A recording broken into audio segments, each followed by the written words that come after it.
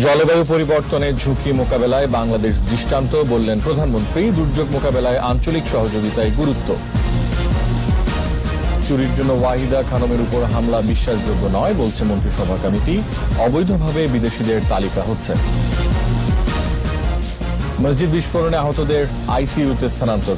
তিতাসের gas লাইনে leakage. করোনায় আরো 36 জনের মৃত্যু। চীনের ভ্যাকসিন পরীক্ষামূলক প্রয়োগ এ মাসেই। রোহিঙ্গাদের দেখা মাত্র গুলি করার নির্দেশ ছিল আন্তর্জাতিক অপরাধ আদালতে মিয়ানমারের 2 সেনা সদস্যের জবানবন্দি।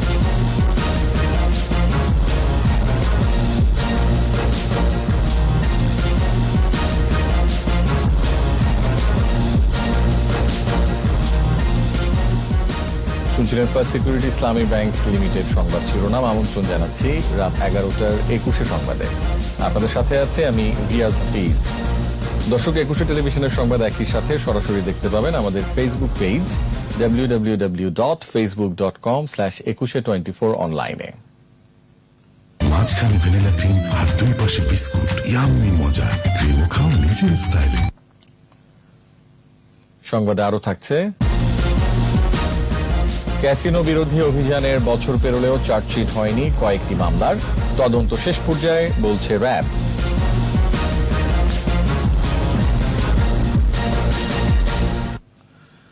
প্রকৃতির সঙ্গে খাপ খাইয়ে চলতে শিখেছে মানুষ, তাই জলবায়ু পরিবর্তনের ঝুঁকি মোকাবেলায় বাংলাদেশ দৃষ্টান্ত স্থাপন করতে পেরেছে। বাংলাদেশে গ্লোবাল সেন্টার অন অ্যাডাপ্টেশনের আঞ্চলিক কার্যালয় উদ্বোধনকালে এ কথা বলেন প্রধানমন্ত্রী শেখ হাসিনা। এছাড়া দুর্যোগ মোকাবেলায় আঞ্চলিক সহযোগিতার উপর গুরুত্ব দেন প্রধানমন্ত্রী। রিপোর্টে আরো জানাচ্ছেন আকবর হোসেন সুমন। অভিযোজন সম্পর্কিত গ্লোবাল সেন্টার অন অ্যাডাপ্টেশনের আঞ্চলিক কার্যালয় স্থাপন হল বাংলাদেশে। জলবায়ু পরিবর্তনের ঝুঁকি মোকাবেলায় দক্ষিণ এশিয়ার জন্য এই কার্যালয়টি কাজ করবে। গণভবন থেকে ভার্চুয়াল প্ল্যাটফর্মে এর উদ্বোধন করেন প্রধানমন্ত্রী শেখ হাসিনা। অনুষ্ঠানে জলবায়ু পরিবর্তনের ঝুঁকি মোকাবেলায় বাংলাদেশের প্রশংসা করেন জিসিএ বোর্ড চেয়ারম্যান ও জাতিসংঘের সাবেক মহাসচিব বান কি মুন। এ সময় তিনি বৃহত্তর সহযোগিতার সম্পর্ক সৃষ্টির তাগিদ দেন। Less predictable climate is a matter of absolute survival. প্রধানমন্ত্রী শেখ হাসিনা তার বক্তব্যে বদ্বীপের সংকট ও সম্ভাবনা তুলে ধরেন। প্রকৃতির ক্রমশ বদলানো চরিত্র সামলাতে নেওয়া বাংলাদেশের প্রস্তুতির কথাও জানান প্রধানমন্ত্রী। People here have time and again showed their resilience against natural or man-made disasters. Yet there remain a lot of things to be changed. Because of our geographical situation in Bangladesh and because it's a delta, we have to live with nature and natural disaster, but we have to adapt how to save our people's life and their habitation. প্রাকৃতিক দুর্যোগের পাশাপাশি মহামারী করোনায় মানুষের কল্যাণে নেয়া সরকারের নানা উদ্যোগের কথাও তুলে ধরেন সরকার প্রধান। The COVID-19 pandemic fallout calls for greater cooperation and collaboration among the nations. We should not leave each other, rather force unity to fight the current crisis or any such one in the future.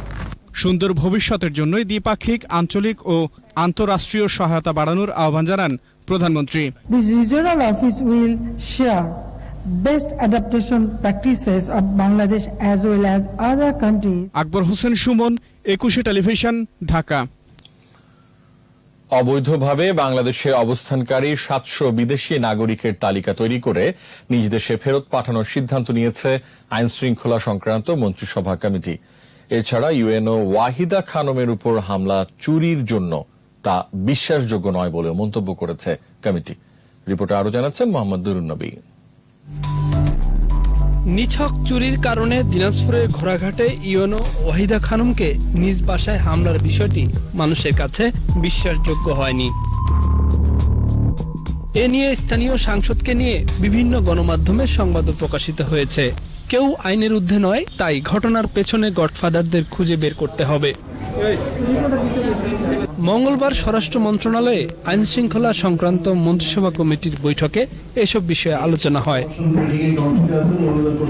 পরে গণমাধ্যমের সামনে বৈঠকের বিষয়টি অবহিত করেন কমিটির সভাপতি। বলেন, দেশের সব উপজেলা কমপ্লেক্সকে সিসিটিভির আওতায় এনে রাত 9টার পর বহিরাগত প্রবেশ নিষিদ্ধ থাকবে। আক্রমণের শিকার না হয় সেজন্য পুরো কমপ্লেক্সকে সিসি এর আওতায় আনা, যাকে ছাড়িয়ে নেওয়া হয়েছে প্রভাব খাটিয়ে তাকে ছাড় করে নেওয়ার জন্য যদি মাননীয় এমপি মহোদয় দায়ী থেকে থাকেন, তিনিও আইনের ঊর্ধ্বে থাকবেন না। সিদ্ধান্ত হয়েছে সব গোয়েন্দা সংস্থার তদন্তের সমন্বয় করতে একটি কমিটি গঠনের। জানানো হয়, মেয়াদ উত্তীর্ণ পাসপোর্টে 700 বিদেশি বিভিন্ন অপরাধে জড়িয়ে পড়ছে, তাদের নিজ দেশে ফেরত পাঠানো হবে। ক্যাম্পেইনে থাকবে তারা এবং তাদেরকে স্ব দেশে পাঠিয়ে দেওয়ার জন্য তারা যদি নিজে টিকিট কাটতে সামর্থ্য না হয়, সরকারি পয়সায় টিকিট কেটে দিয়ে তাদেরকে স্ব দেশে প্রেরণ করার জন্য আমরা একটা সিদ্ধান্ত নিয়েছি। ফেসবুক, ইউটিউব সহ অনলাইনে বিভিন্ন কন্টেন্টে রাষ্ট্রবিরোধী প্রচারণায় কারা বিজ্ঞাপন দিচ্ছে খুঁজতে বিটিআরসিকে নির্দেশ দেওয়ার সিদ্ধান্ত নিয়েছে কমিটি। মোহাম্মদ নুরুন নবী, 21 টেলিভিশন, ঢাকা। দুর্বৃত্তের হামলায় আহত দিনাজপুরের ঘোড়াঘাটের উপজেলা নির্বাহী কর্মকর্তা ওয়াহিদা খানমের শারীরিক অবস্থা সব প্যারামিটারেই উন্নতি হয়েছে। তিনি সুস্থ, স্বাভাবিক আছেন এবং তরল খাবার খাচ্ছেন। রাজধানীর ন্যাশনাল ইনস্টিটিউট অফ নিউরোসায়েন্স হাসপাতালে ওয়াহিদার মেডিকেল বোর্ডের প্রধান ডাক্তার মোহাম্মদ জাহেদ হোসেন সাংবাদিকদের কথা জানান। নিরাপত্তার কারণে ওয়াহিদাকে এইচডিইউ থেকে স্থানান্তর করা হচ্ছে না, তবে কেবিনে নেয়ার বিষয়ে আগামীকাল সিদ্ধান্ত হবে বলে জানান ডাক্তার জাহেদ। নারায়ণগঞ্জে মসজিদে বিস্ফোরণের ঘটনায় চিকিৎসাধীন সবাইকে আইসিইউতে স্থানান্তর করা হয়েছে। সবার শ্বাসনালী পুড়ে যাওয়ায় সর্বাত্মক চেষ্টা চালানো হচ্ছে বলে জানান চিকিৎসকরা। আদিত্য মামুনের রিপোর্ট।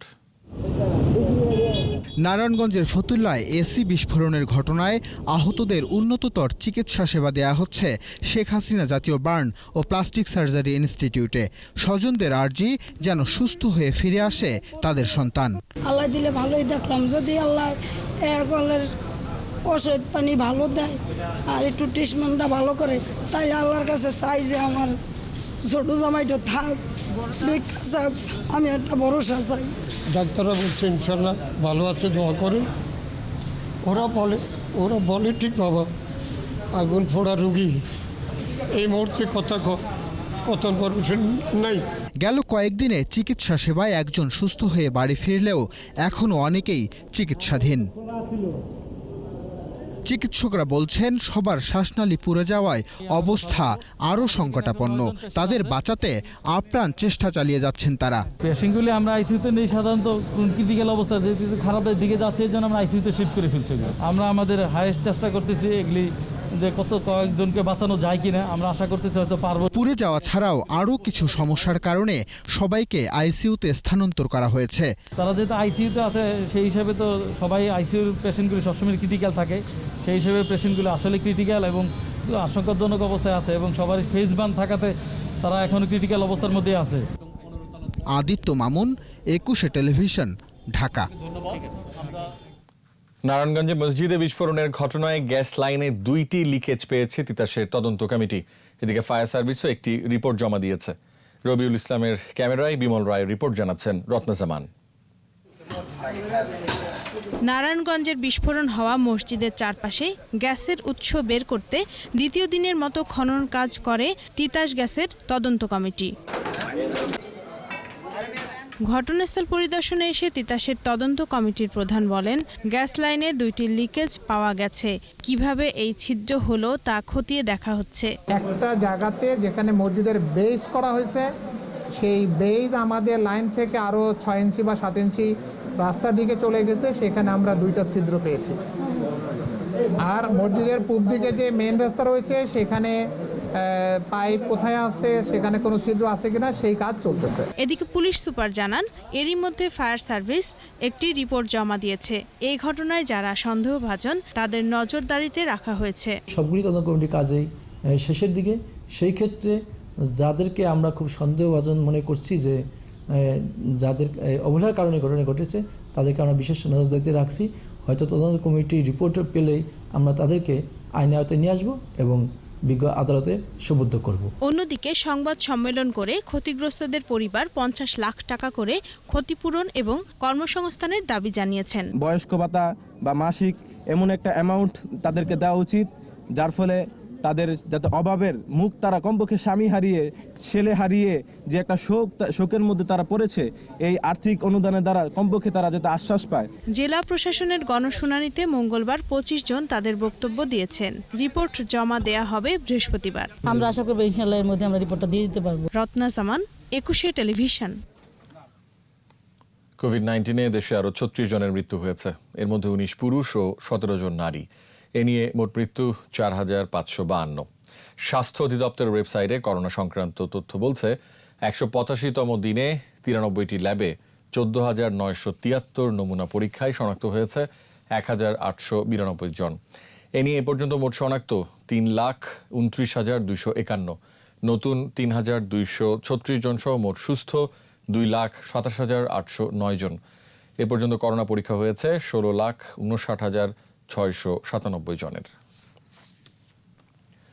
এ মাসেই চীনের সিনোভ্যাকের তৈরি ভ্যাকসিন মানবদেহে পরীক্ষামূলক প্রয়োগ করা হচ্ছে বাংলাদেশে। আগামী 10 দিনের মধ্যে এই ভ্যাকসিন পৌঁছাবে। এই প্রক্রিয়ার সাথে যুক্ত থাকছে আইসিডিডিআরবি। টিকা প্রয়োগের মুখ্য গবেষক জানালেন, রাজধানীর 7টি কোভিড হাসপাতালের 4,200 চিকিৎসক, নার্স ও অন্যান্য স্বাস্থ্যকর্মী স্বেচ্ছায় এ ট্রায়ালে অংশ নিতে পারবেন। সাফল্য আসলে ভ্যাকসিন পাওয়ার অগ্রাধিকার পাবে বাংলাদেশ। রিপোর্টে আরও জানাচ্ছেন মোহাম্মদ নুরুন নবী।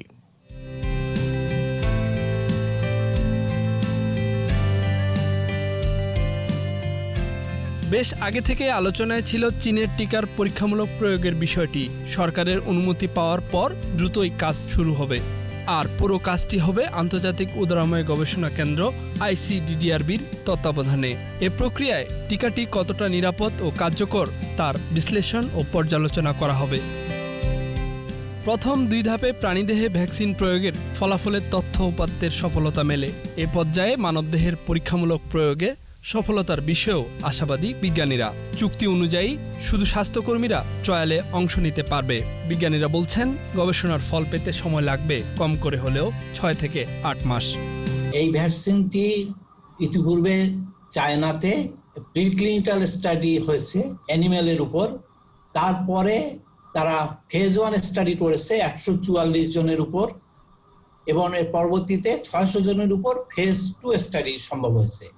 এবং পরে দেখা গেছে ভ্যাকসিনটি নিরাপদ এবং এতে মানুষের দেহে প্রতিরোধ ক্ষমতা গড়ে তোলে।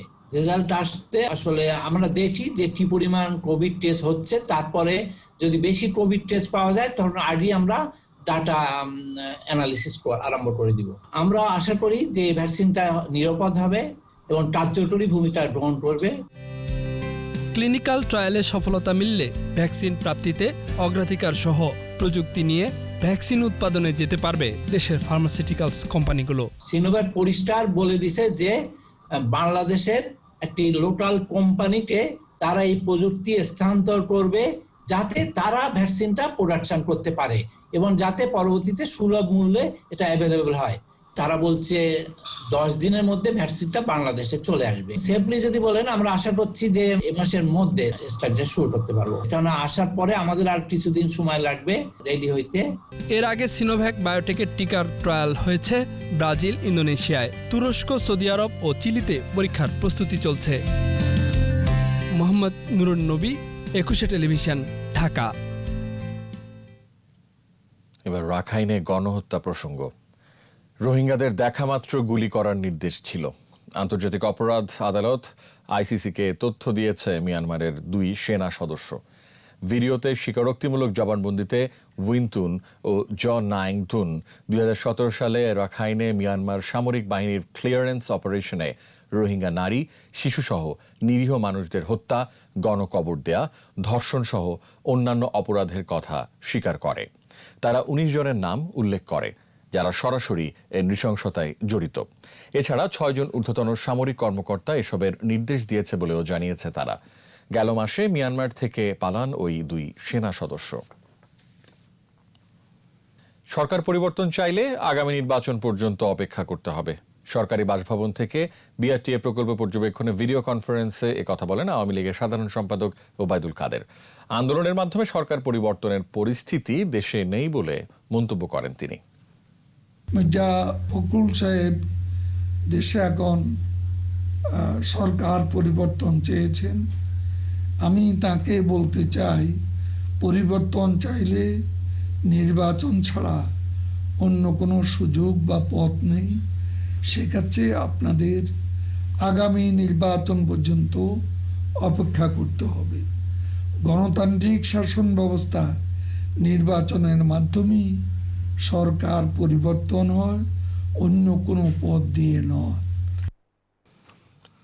ওয়েব সিরিজ থেকে অনৈতিক, নিন্দনীয় ও আইন বহির্ভূত অংশগুলি সরিয়ে ফেলতে কর্তৃপক্ষের নিষ্ক্রিয়তা কেন বেআইনি ঘোষণা করা হবে না তা জানতে চেয়ে রুল জারি করেছেন হাইকোর্ট। একই সঙ্গে ওয়েব সিরিজের মনিটরিংয়ের জন্য কেন একটি নীতিমালা তৈরি করা হবে না রুলে তাও জানতে চেয়েছেন আদালত। 4 সপ্তাহের মধ্যে সংশ্লিষ্ট বিবাদীদের এই রুলের জবাব দিতে বলা হয়েছে।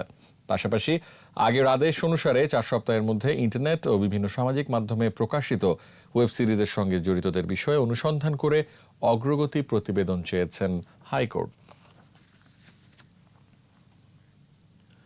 নকল প্রসাধনী সামগ্রী বিক্রির দায়ে পুরানো ঢাকার মৌলভীবাজারে অভিযান চালিয়েছে র্যাবের ভ্রাম্যমাণ আদালত। জব্দ করা হয়েছে বিপুল পরিমাণ মালামাল। 5 জনকে দেয়া হয়েছে 5 বছরের কারাদণ্ড। র্যাব ও বিএসটিআই যৌথভাবে অভিযান চালায় তাকোয়া এন্টারপ্রাইজ নামে এক প্রতিষ্ঠানে। এ সময় জব্দ করা হয় বিপুল পরিমাণ নকল শ্যাম্পু, রং ফর্সা করার ক্রিম, পাউডার সহ নানা প্রসাধনী সামগ্রী। র্যাবের নির্বাহী ম্যাজিস্ট্রেট জানান, নকল প্রসাধনী তৈরি ও বাজারজাত করার দায়ে প্রতিষ্ঠানটির মালিক সাইফুজ্জামান সহ 5 জনকে আটক করা হয়। এসব প্রসাধনী ব্যবহারে ক্যান্সার সহ নানা সমস্যা হয় বলেও জানান তিনি।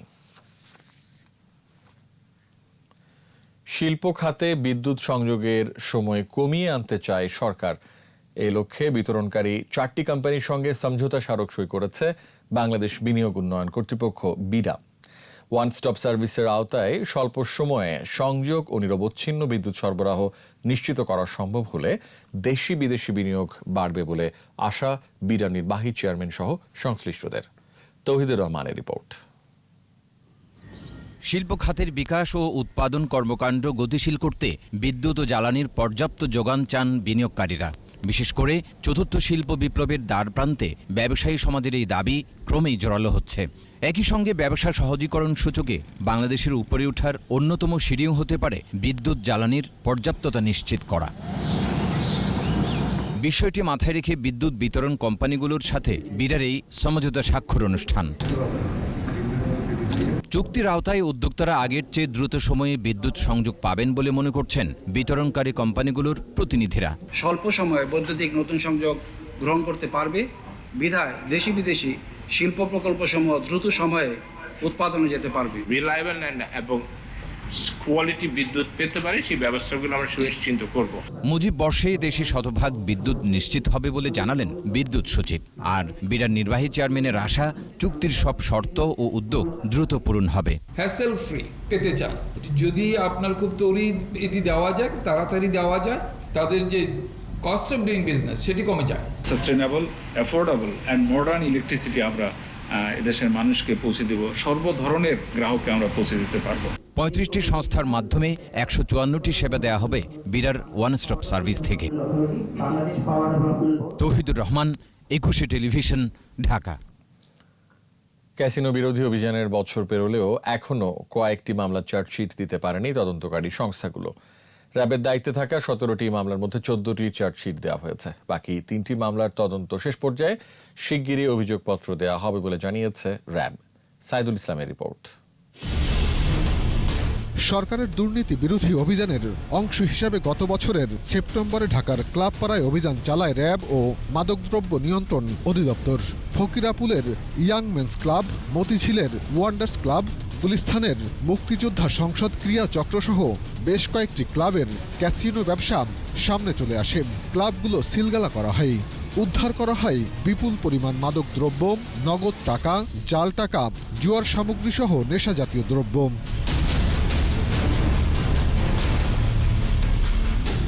গ্রেফতার হন যুবলীগের সাবেক নেতা ইসমাইল চৌধুরী সম্রাট, প্রভাবশালী ঠিকাদার জি.কে. শামীম, খালেদ মাহমুদ ভূঁইয়া এবং বিসিবির বিতর্কিত পরিচালক লোকমান হোসেন সহ বেশ কয়েকজন প্রভাবশালী। আটক ব্যক্তিদের বিরুদ্ধে মাদক, অস্ত্র ও বিশেষ ক্ষমতা আইনে ৩২টি মামলা করা হয়। এর মধ্যে 17টির তদন্ত করছে র্যাব। আসামিরা প্রভাবশালী হলেও তদন্তে কোনো প্রভাব পড়েনি বলে জানালেন র্যাবের এই কর্মকর্তা। আমরা কোনো ধরনের চাপ, কোনো ধরনের প্রভাবমুক্ত হয়ে আমরা মামলা তদন্ত করেছি এবং তদন্তের ফলাফল অনুযায়ী আমরা চার্জশিট প্রদান করেছি। চার্জশিট দেওয়া হয়েছে 14টির, বাকিগুলোর চার্জশিট শীঘ্রই দেওয়া হবে। গুরুত্বপূর্ণ অংশ তদন্ত করার জন্য স্বরাষ্ট্র মন্ত্রণালয়ের অনুমোদন ক্রমে র্যাব সেটি পরিচালিত করেছে। সকলকে আমরা জিজ্ঞাসাবাদ শেষে আমরা তাদেরকে সংশ্লিষ্ট থানায় আমরা হস্তান্তর করেছি এবং আমাদের 3টি মামলা বর্তমানে প্রক্রিয়াধীন আছে। আমরা আশা করছি আমরা যথাসময়ে মামলাটি তদন্ত কাজ শেষে আমরা জমা দিতে পারবো বলে আমরা প্রত্যাশা করি। ক্যাসিনো কাণ্ডে আইন শৃঙ্খলা বাহিনী ছাড়াও দুর্নীতি দমন কমিশন বেশ কয়েকটি মামলা করে। সেগুলোর বেশিরভাগই এখন অনুসন্ধানের পর্যায়ে। উল্লেখযোগ্য পরিমাণ টাকা বিদেশে ইতিমধ্যে পাচার করা হয়েছে। সিআইডি মানি লন্ডারিং এর মামলার বিষয়ে তদন্ত করে থাকে। সাইদুল ইসলাম, 21 টেলিভিশন, ঢাকা। রপ্তানিতে প্রবৃদ্ধির ধারা অব্যাহত রয়েছে। চলতি অর্থবছরের প্রথম মাস জুলাইয়ের পর আগস্টেও বেড়েছে রপ্তানি আয়। রপ্তানির এমন ধারাকে ইতিবাচক বলছেন অর্থনীতিবিদরা। একই সাথে প্রবৃদ্ধি অব্যাহত রাখতে সরকারকে আরও জোরালো পদক্ষেপ নেওয়ার তাগিদ তাদের। তবে বাণিজ্যমন্ত্রী জানালেন, রপ্তানি বাণিজ্য গতিশীল করতে ইতোমধ্যেই সরকারের একটি বিশেষ কমিটি কাজ করছে। তৌহিদুর রহমানের রিপোর্ট। করোনার প্রভাবে গেল মার্চ থেকে মে মাস পর্যন্ত রপ্তানি বাণিজ্য ছিল পতনমুখী, তবে জুন থেকে ঘুরে দাঁড়াতে শুরু করে। আর অর্থবছরের প্রথম মাস জুলাইয়ে পণ্য রপ্তানিতে বড় ধরনের প্রবৃদ্ধি হয়, ছাড়িয়ে যায় লক্ষ্যমাত্রা। আগস্টেও রপ্তানিতে ইতিবাচক ধারা বজায় ছিল। রপ্তানি উন্নয়ন ব্যুরো ইপিবি বলছে, জুলাই আগস্ট 2 মাসে পণ্য রপ্তানির লক্ষ্যমাত্রা ছিল $681 কোটি মার্কিন ডলার আর অর্জিত হয় $688 কোটি ডলার, যা লক্ষ্যমাত্রার চেয়ে 1% বেশি। আগের বছরের একই সময়ের চেয়ে আয় বেড়েছে 2.17%। একক মাস হিসেবে আগস্টে পণ্য রপ্তানি $296 কোটি 71 লাখ ডলারের। গত বছরের আগস্টের তুলনায় রপ্তানি বেড়েছে 4.32%। রপ্তানির এই প্রবৃদ্ধির ধারা ধরে রাখার তাগিদ অর্থনীতিবিদদের। প্রয়োজনে আরও জোরালো পদক্ষেপ নেওয়ার পরামর্শ তাদের। পণ্যের যে উত্তরোত্তর অর্ডার বাড়াচ্ছে সেটিকে আমরা খুব ইতিবাচকভাবে দেখছি। বাণিজ্য মন্ত্রণালয়ের দিক থেকে উচিত হবে আমাদের মূল যে সমস্ত পণ্য আমদানিকারক দেশ রয়েছে, যে সমস্ত পণ্য ভিত্তিক চাহিদা বেশি, সেই পণ্যগুলো যাতে আরও বাড়তি পরিমাণে অর্ডার তাদের দেশের উদ্যোক্তারা, বায়াররা যাতে বেশি বাংলাদেশে প্লেস করেন, তার জন্য তিনি চিঠি লিখতে পারেন। করোনার ঝুঁকি সামাল দিয়ে রপ্তানির লক্ষ্যমাত্রা অর্জনে আশাবাদী সরকার। এজন্য বিশেষ পদক্ষেপ নেওয়া হয়েছে বলে জানালেন বাণিজ্যমন্ত্রী। ইন্ডিভিজুয়াল একটা মাসে এত পরিমাণ এক্সপোর্ট হয়নি। নতুন মার্কেটের জন্য ইনসেন্টিভ বাড়ানোর জন্য চিঠি লিখেছি। Not only readymade garments, anything to a new market, নতুন বাজারে যেন আরও 2% বাড়ানো হয়, সেটার দিকে লক্ষ্য রাখছি। আমরা একটা কমিটি করে দিয়েছি আমরা বাণিজ্য মন্ত্রণালয়, যারা প্রতি সপ্তাহে বসে এটা ফলো আপ করছে। চলতি অর্থবছর পণ্য ও সেবা মিলে 48 বিলিয়ন মার্কিন ডলারের রপ্তানির লক্ষ্যমাত্রা নির্ধারণ করেছে সরকার। তৌহিদুর রহমান, 21 টেলিভিশন, ঢাকা। সীমান্তে সন্ত্রাসী কর্মকাণ্ড ও চোরাচালানের ঘটনা কেন ঘটছে তা খতিয়ে দেখা প্রয়োজন বলেছেন বাংলাদেশে নিযুক্ত সদ্য বিদায়ী ভারতীয় হাইকমিশনার রিভা গাঙ্গুলি। নওগাঁর আত্রায়ের গান্ধী আশ্রম ও রবীন্দ্রনাথের কাচারি বাড়ি পরিদর্শন করেন রিভা গাঙ্গুলি দাস। পরে সাংবাদিকদের প্রশ্নের জবাবে বলেন, রবীন্দ্রনাথ ও মহাত্মা গান্ধী দুজনেই ছিলেন অসাম্প্রদায়িক চেতনার। সে চেতনা ধারণ করে সম্প্রীতির বন্ধনে এগিয়ে যাবে ভারত বাংলাদেশ। তার জন্য অনেক ক্রিমিনাল অ্যাক্টিভিটিস হয়, আর এইগুলোর যে বেশিরভাগ সময় ডেথটা ওয়েল উইদিন ইন্ডিয়ান টেরিটরি হচ্ছে। তো সেজন্য এই অ্যাক্টিভিটিগুলো কেন হচ্ছে সেটা I think is the main reason, যেটা দেখতে হবে। এত স্মাগলিং কেন হচ্ছে আর ওটাকে বন্ধ করতে হবে। সোশ্যাল ইসলামী ব্যাংক লিমিটেড, বাণিজ্য সংবাদ।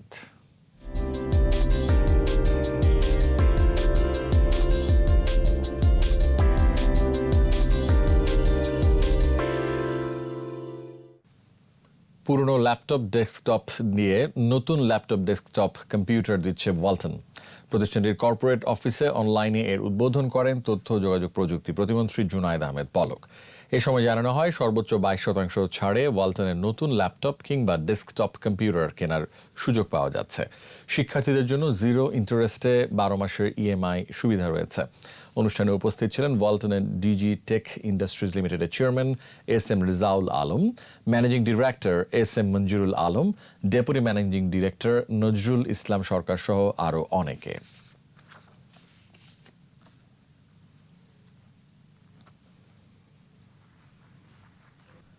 করোনা ভাইরাস মোকাবেলায় প্রথম সারির যোদ্ধাদের প্রতি সম্মান জানাতে শ্রদ্ধা নামে বিশেষ উদ্যোগ নিয়েছে হানি ব্র্যান্ড ডাবর হানি।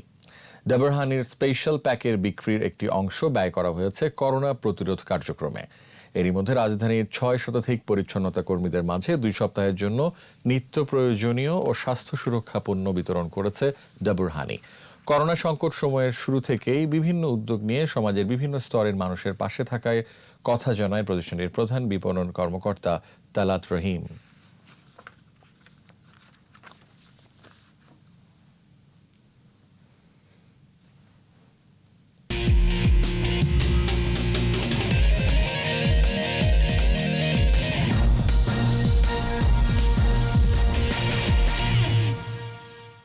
বাফুফে নির্বাচনের তফসিল অনুযায়ী আজ ছিল প্রার্থীদের মনোনয়ন জমা দেওয়ার নির্ধারিত দিন।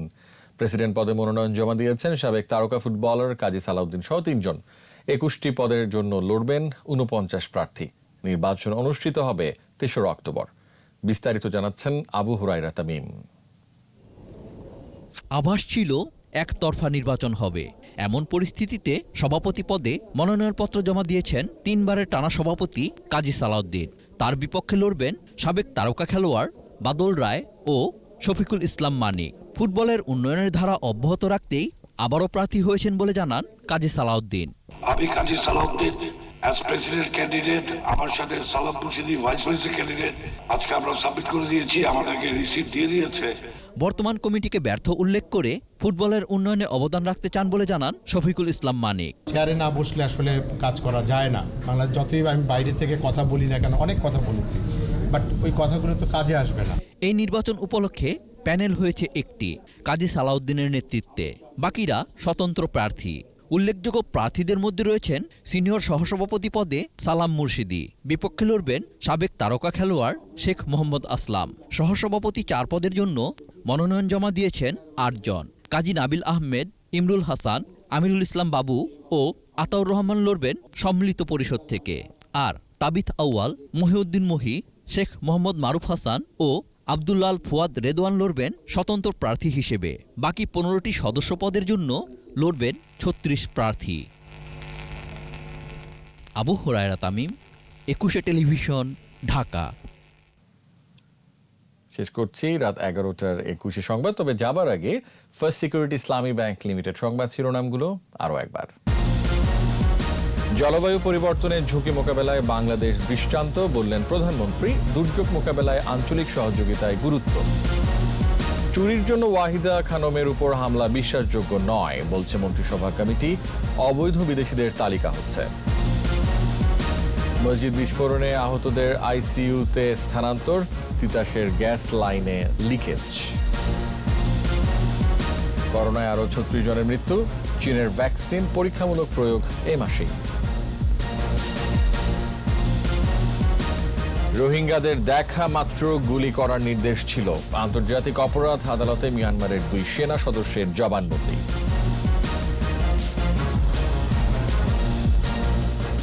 সর্বশেষ খবর জানতে ডায়াল করুন 2021 নম্বরে আর ভিজিট করুন 21tv.com ওয়েবসাইটে।